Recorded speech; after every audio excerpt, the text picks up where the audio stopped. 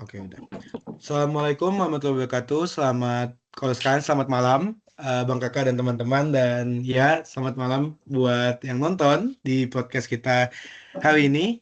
Sebelumnya mungkin perkenalkan dulu. Kali ini aku, Muhammad Fakih Fahri, akan mencoba untuk menjadi host dari podcast kelompok A dari House of Asterion.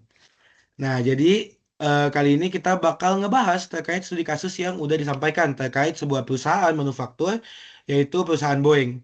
Nah, mungkin sebelumnya kita akan kenalin dulu satu persatu dari host sampai juga ke narasumber-narasumber nih, atau ya teman-teman saya di sini. Oke, sebelumnya perkenalkan, nama aku Muhammad Fakih Fahri dengan NIM 125 25045.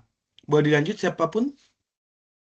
Oke, perkenalkan nama saya Ilham Habibi Zaini dengan NIM 125 2525008. Perkenalkan, nama saya Gilbert Parsalin Yosho Gultom dengan NIM 125 25017.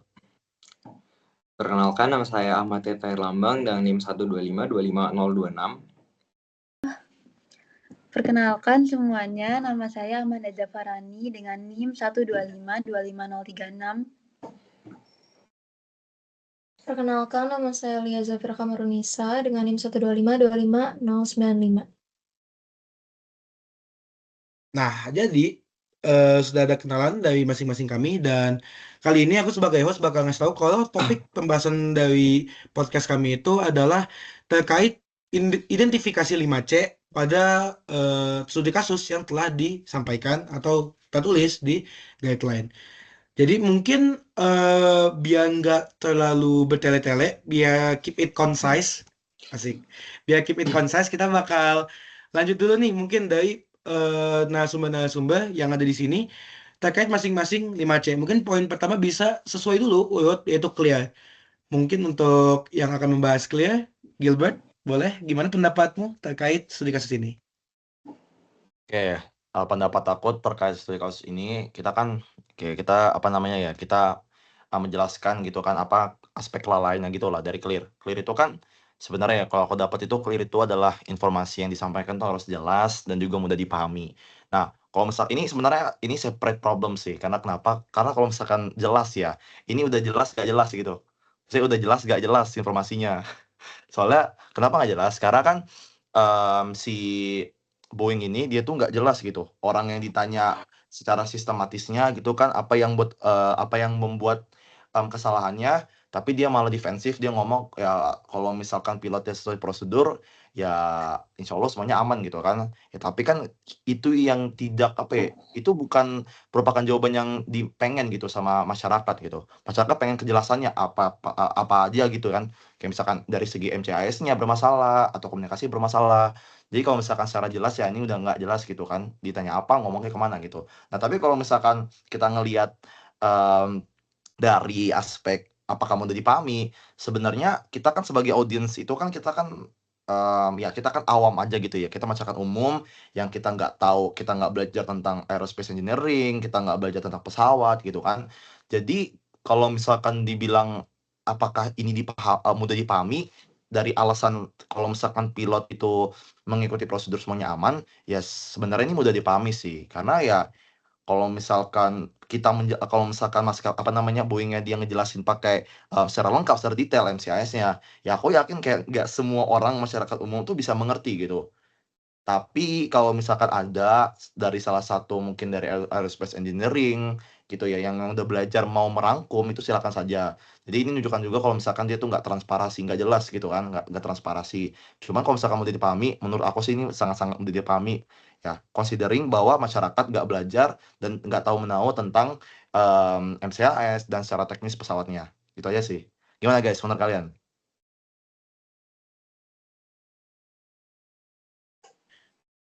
Berarti kurang lebih tuh kalau clear tuh kayak eh ini beritanya sebenarnya jelas apa yang mau disampaikan tuh ya kelihatannya jelas, tapi bisa aja ada beberapa orang yang tidak mendapatkan kejelasannya, tidak mendapatkan clearnya ya mungkin dari kapabilitas pemahaman orang awam gitu kali ya. Betul betul. Jadi ya nggak kalau misalkan mau se-clear apapun ya, sejelas apapun dia ngejelasin kayak misalkan Boeing-nya ngejelasin se-clear apapun nih, sejelas apapun, udah pakai teknis apapun, tapi kan aku yakin pasti nggak mudah dimengerti, karena nggak semua orang yang mendapatkan, apalagi keluarga korban, itu akan mendapatkan pengetahuan yang oke gitu tentang pesawat. Jadi ya mau se-clear apapun, tapi nggak mau dipahami. Nah itu that is the contradiction gitu. Oke, thank you. Berarti kayak mungkin bisa dibilang agak terlalu kompleks ya kalau kita identifikasi lebih lanjut. Nah, mungkin selanjutnya karena kita ngomongin clear, itu bisa sangkut pautnya dari apakah berita itu tuh benar atau enggak gitu dari segi koreknya. Nah, mungkin selanjutnya kita bakal ngomongin soal korek dari narasumber yang ingin membahas korek. Lia, bagaimana? Oke, jadi menurut aku kalau misalkan dari koreknya, sebenarnya ada pernyataan yang sesuai sama correct sama pernyataan yang tidak sesuai. Kan kalau misalkan correct itu kalau dari aku tuh artinya adalah akurat dan juga tidak menyesatkan dan sesuai sama fakta yang ada kan. Nah, sedangkan di sini tuh pernyataan yang termasuk correct itu adalah saat Boeing itu mengatakan investigasi itu masih berlangsung, tetapi ada pernyataan yang tidak sesuai, yang mana seperti kayak dia tuh menyatakan kalau misalkan 737 MAX itu tetap aman dioperasikan. Padahal penyebab dari kecelakaan yang terjadi itu kan dia belum diketahui secara pasti kayak gitu loh. Jadi tidak sesuai sama definisi dari correct. Berarti kayak ngekontradiksi ya, satu berita ngekontradiksi satu sama lain gitu ya di dalam sebuah pernyataan. Benar. Oke, thank you. Mungkin bisa kayak kita lanjut kalau kita udah ngomongin koreknya, clearnya, tapi apakah berita ini sebenarnya udah penuh sebagai sebuah satu kesatuan gitu? Apakah udah jelas? Mungkin bisa lanjut ke komplit aspek berikut dari 5C. Untuk yang membahas komplit, silakan Ilham. Oke, untuk keseluruhan berita sendiri itu sebenarnya sudah cukup utuh dan ya komplit lah. Karena dari berita ini kita tuh eh, akhirnya tuh diberitahu kan kayak sebenarnya penyebabnya itu karena apa dan ternyata tuh karena sistem komunikasinya. Tapi yang jadi masalah di sini itu adalah ya sama seperti yang Gilbert katakan tadi dari respon si Boeing-nya sendiri. Nah, dari respon Boeing-nya sendiri itu tuh mereka tidak menjelaskan secara komplit, secara utuh kayak apa yang sebenarnya menyebabkan ya kecelakaan ini. Mereka hanya mengatakan kalau eh, pesawat ini cukup aman kalau pilotnya mengikuti prosedur. Nah, yang padahal kalau pihak Boeing itu sendiri ingin memberikan informasi mengenai penyebab kecelakaan ini secara utuh, mereka bisa langsung aja gitu lah, langsung bilang kalau ini itu penyebabnya emang dari awal karena komunikasi. Tapi kalau dari keseluruhan berita, ya pada akhirnya sudah cukup utuh karena di akhir setelah investigasi itu sudah disebutkan kalau akhirnya penyebabnya itu karena komunikasi. Mungkin sekian. Kalau ada tanggapan? Berarti sebenarnya kayak beritanya udah komplit, cuman ada beberapa missing point yang menurut kamu tuh kayak penting gitu ya, kayak tadi terkait penyebab yang lebih rincinya itu belum menjelaskan secara lengkap, dia cuma ngasih apa ya, hampiran-hampiran dikit gitu ya, atau aku takut salah tuh di situ. Ya kurang lebih seperti itulah. Iya. Oke. Nah, kita udah ngomongin clear, kita udah ngomongin correct, kita udah ngomongin komplit, tapi dengan 3 poin itu takutnya kadang-kadang bisa ngarahnya tuh kemana-mana kan ya. Takutnya kayak tiba-tiba bertele-tele lanjutnya ke sana ke sini. Nah, makanya kita mau lanjut ke pembahasan terkait apakah sebenarnya berita ini tuh udah compact secara materi dan tidak ada hal-hal aneh yang masih tercantol gitu, kayak bertele-tele. Bisa dilanjutkan ke concise dari Tirta. Oke, mungkin aku bakal ngebahas tentang konses ya, apakah beritanya bertele-tele apa enggak. Jadi kayak menurut dari pandanganku sendiri, overall tuh sebenarnya udah oke beritanya, kayak nggak terlalu bertele-tele apa gimana.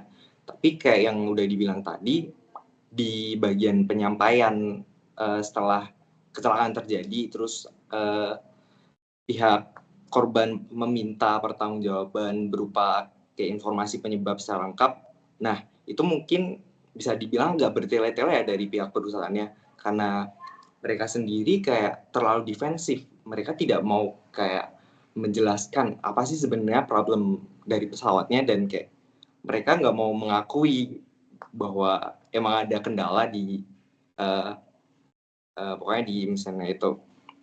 Nah, padahal kalau dari awal nih, misal dari pihak perusahaannya mau mengakui terus mau transparan pada pihak luar, itu kan mungkin setelah itu mereka pada bisa mengevaluasi, terus kecelakaan yang kedua yang setelah kecelakaan pertama tadi bisa diantisipasi.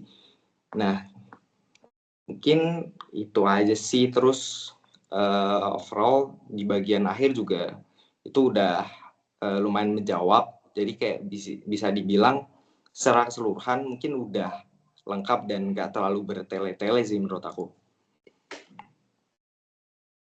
Oke, tapi kalau kayak itu kan dari segi kalau kita melihat perspektif dari company-nya. Tapi kalau menurut Iya. kamu sendiri, kalau tadi setelah baca tuh ada kurang lebih kayak aku tahu salah, tapi sekitar 7 atau mungkin 6 paragraf, menurutmu ada nggak sebenarnya poin-poin yang dapat dipersingkat gitu? Atau menurutmu memang sebenarnya tuh untungnya penting-penting aja itu semua poin-poinnya?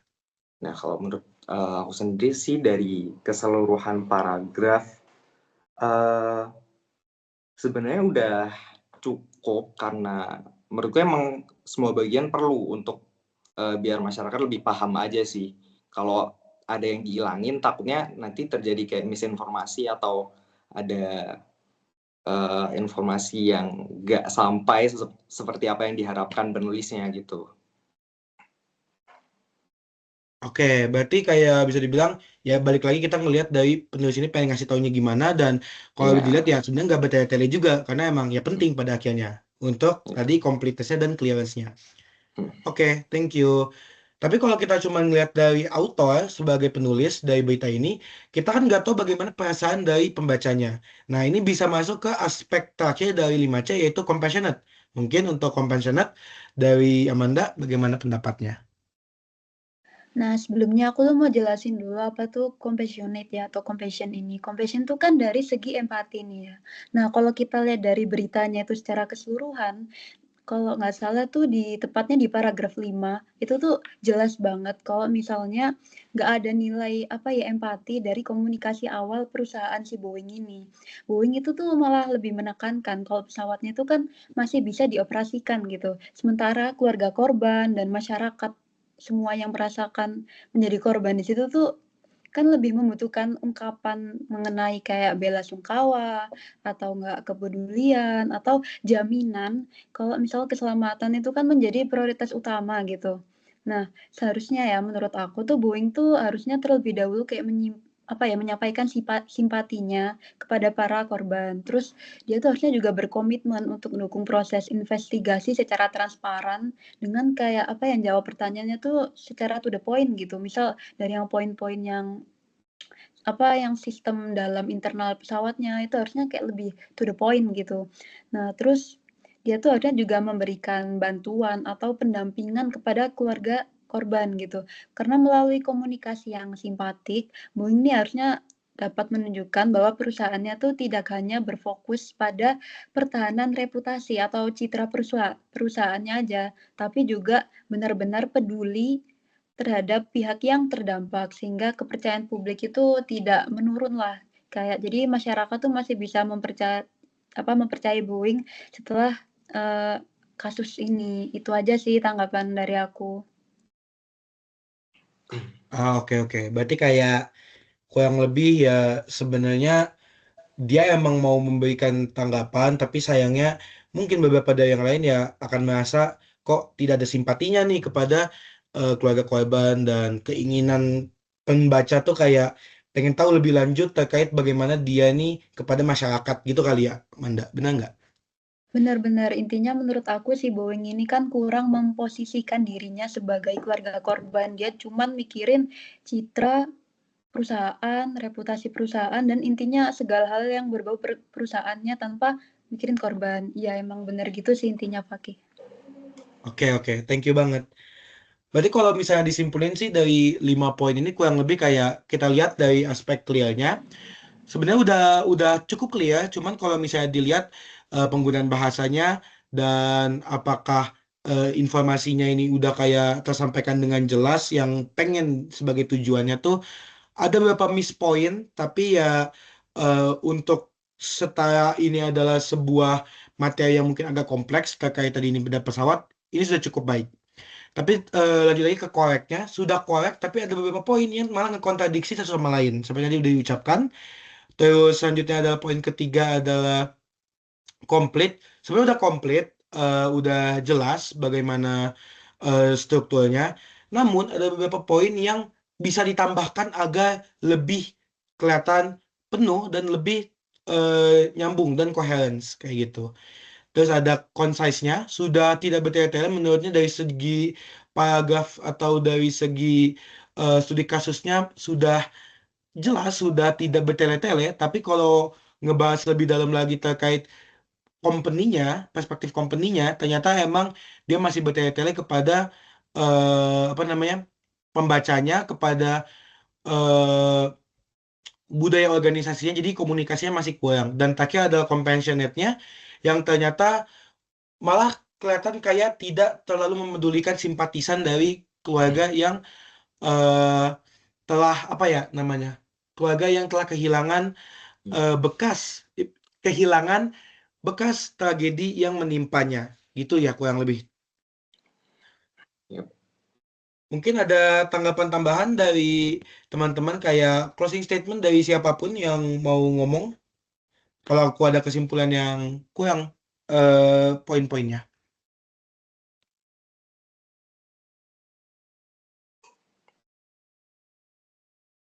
Oke, mungkin kayaknya ya udah cukup kali ya buat ngebahas itu.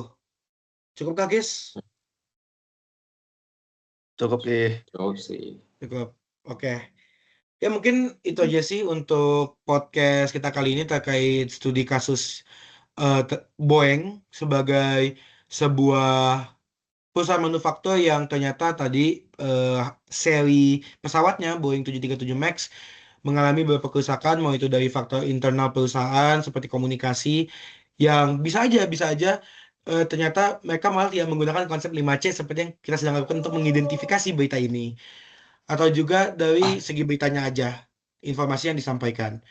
Mungkin segitu aja dari kami sebagai sebuah kelompok pembahasan dan saya sebagai host juga, teman-teman sebagai pemberi pendapat dan sumber.